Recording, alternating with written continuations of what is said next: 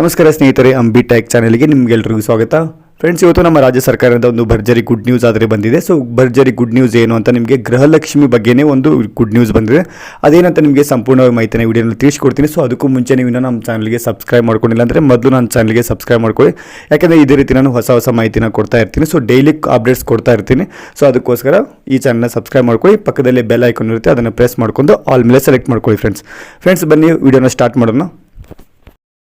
Friends, ಈಗ ಮೊದಲನೇದಾಗಿ ಈಗ ಗೃಹಲಕ್ಷ್ಮಿ ಯೋಜನೆ ಅಥವಾ ಪಂಚ ಗ್ಯಾರಂಟಿ 5 ಗ್ಯಾರಂಟಿಗಳೇನಿದೆ, ಯುವನಿಧಿ ಆಗಿರ್ಬೋದು, ಅನ್ನಭಾಗ್ಯ ಯೋಜನೆ ಆಗಿರ್ಬೋದು, ಶಕ್ತಿ ಯೋಜನೆ ಆಗಿರ್ಬೋದು, ಗೃಹ ಜ್ಯೋತಿ ಆಗಿರ್ಬೋದು ಅಥವಾ ಗೃಹಲಕ್ಷ್ಮಿ ಯೋಜನೆ ಆಗಿರ್ಬೋದು. ಸೊ ಇವು 5 ಯೋಜನೆಗಳು ಬಂದಾಗುತ್ತೆ ಅಂತ ತುಂಬ ಜನ ಹೇಳ್ತಿದ್ರು.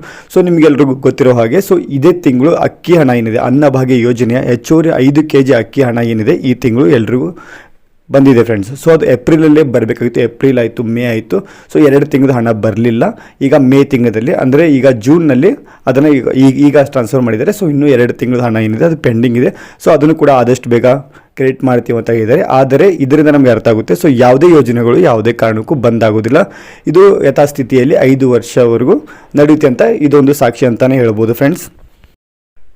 ಮತ್ತು ಸ್ನೇಹಿತರೆ, ಈಗ ಯಾರೆಲ್ಲ ಅನ್ನಭಾಗ್ಯ ಯೋಜನೆಯ ಫಲಾನುಭವಿಗಳು ಇದ್ದರು, ಸೊ ಅನ್ನಭಾಗ್ಯ ಯೋಜನೆ, ಸೊ ಅವರಿಗೆ ಒಂದು ಶಾಕಿಂಗ್ ನ್ಯೂಸ್ ಅಂತಲೇ ಹೇಳ್ಬೋದು. ಅದೇನೆಂದರೆ, ಈಗ ಮೊದಲನೇದಾಗಿ ಅವರು ತಮ್ಮ ರೇಷನ್ ಕಾರ್ಡ್ನ KYC ಮಾಡಿಸ್ಕೋಬೇಕು. ಸೊ ಯಾರ್ದೆಲ್ಲ ಪೆಂಡಿಂಗ್ ಇದೆ ಅವರು KYC ಮಾಡಿಸ್ಕೋಬೇಕು. ನಾನು ನಿಮಗೆ ನೆಕ್ಸ್ಟ್ ವಿಡಿಯೋನಲ್ಲಿ ನಿಮಗೆ ತಿಳಿಸ್ಕೊಡ್ತೀನಿ ಯಾವ ರೀತಿ KYC ಚೆಕ್ ಮಾಡಬೇಕು ಅಂತ.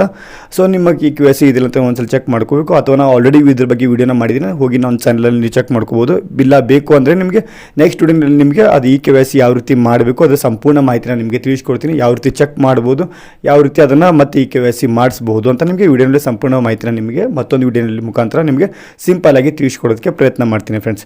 ಸೊ ಈಗ ಅನ್ನಭಾಗ್ಯ ಯೋಜನೆದಾಯಿತು. ಈಗ ಏನಿದೆ ಗೃಹಲಕ್ಷ್ಮಿ, ಅದು ತುಂಬ ಇಂಪಾರ್ಟೆಂಟ್ ಆಗಿರುತ್ತೆ. ಸೊ ತುಂಬ ಜನ ಅದಕ್ಕೆ ವೇಟ್ ಮಾಡ್ತಿದ್ದಾರೆ. ಸೊ ನಿಮಗೆ ಮೊದಲೇ ಹೇಳಿರೋ ಹಾಗೆ ಕರ್ನಾಟಕದಲ್ಲಿ ಯಾರಿಗೂ 1,20,00,000 ಮಹಿಳೆಯರೇನಿದ್ದಾರೆ, ಸೊ ಅವರಿಗೆ ಕೇವಲ ಒಂದು 5-10% ಮಹಿಳೆಯರಿಗೆ ಮಾತ್ರ ಬಂದಿರಬಹುದು. ಆದರೆ ನಾನು ಹೇಳೋದಂದರೆ ಇದು ಕರ್ನಾಟಕದಲ್ಲಿ ಇದುವರೆಗೂ ಯಾರಿಗೂ ಬಂದಿಲ್ಲ. ಬಂದರೂ ಕೇವಲ 5-10% ಜನರಿಗೆ ಮಾತ್ರ ಬಂದಿರಬಹುದು.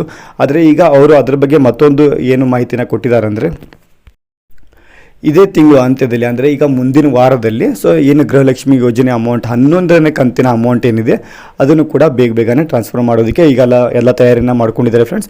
ಸೊ ಮುಂದಿನ ವಾರದಲ್ಲಿ ನಿಮಗೆ ಲಾಸ್ಟ್ ವಿಡಿಯೋನಲ್ಲಿ ಕೂಡ ನಿಮಗೆ ಹೇಳಿದೆ 20ರಿಂದ 25 ತಾರೀಕು ಒಳಗಡೆ ಬರ್ಬೋದು ಅಂತ. ಆದರೆ ಈಗ ಹೇಳ್ತಿದ್ದಾರೆ.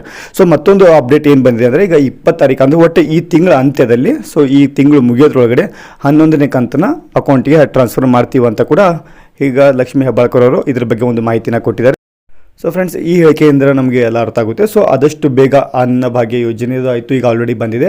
ಈಗ ಆದಷ್ಟು ಬೇಗ ಗೃಹಲಕ್ಷ್ಮಿ ಯೋಜನೆ ಅಮೌಂಟ್ ಕೂಡ ನಮ್ಮ ಅಕೌಂಟ್ಗೆ ಬರುತ್ತೆ ಅಂತ ಸೊ ಈ ವಿಡಿಯೋಯಿಂದ ನಮಗೆ ಅರ್ಥ ಆಗುತ್ತೆ ಫ್ರೆಂಡ್ಸ್. ಸೊ ಈಗ ನಾವೇನು ಮಾಡಬೇಕಂದ್ರೆ ಸ್ವಲ್ಪ ವೇಟ್ ಮಾಡಬೇಕು 1 ವಾರದವರೆಗೆ. ಮುಂದಿನ ವಾರದಲ್ಲಿ ಅಮೌಂಟ್ ಕ್ರೆಡಿಟ್ ಆಗೋ ಸಾಧ್ಯತೆ ಎಲ್ಲ ಇದೆ. ಸೊ ಹಾಗೆ ಅನ್ನಭಾಗ್ಯ ಯೋಜನೆ ಅಮೌಂಟ್ ಅಂತೂ ಈಗ ಬರ್ತಾ ಇದೆ. 2 ತಿಂಗಳು ಬಂದಿಲ್ಲ, ಆದರೆ ಈಗ ಮತ್ತೆ ಕ್ರೆಡಿಟ್ ಮಾಡೋದಕ್ಕೆ ಸ್ಟಾರ್ಟ್ ಮಾಡಿದ್ದಾರೆ ಫ್ರೆಂಡ್ಸ್. ಸೊ ಫ್ರೆಂಡ್ಸ್, ಇವತ್ತಿನ ಮಾಹಿತಿ ಇಷ್ಟ ಆಗಿತ್ತು. ಈ ಮಾಹಿತಿ ಹೇಗೆ ಅನಿಸ್ತಂದ್ರೆ ಕಮೆಂಟ್ ಮಾಡಿ ತಿಳಿಸಿ. ಸಿಗೋಣ ಫ್ರೆಂಡ್ಸ್ ನೆಕ್ಸ್ಟ್ ವಿಡಿಯೋನಲ್ಲಿ. ಅಲ್ಲಿವರೆಗೂ ಜೈ ಹಿಂದ್, ಜೈ ಕರ್ನಾಟಕ.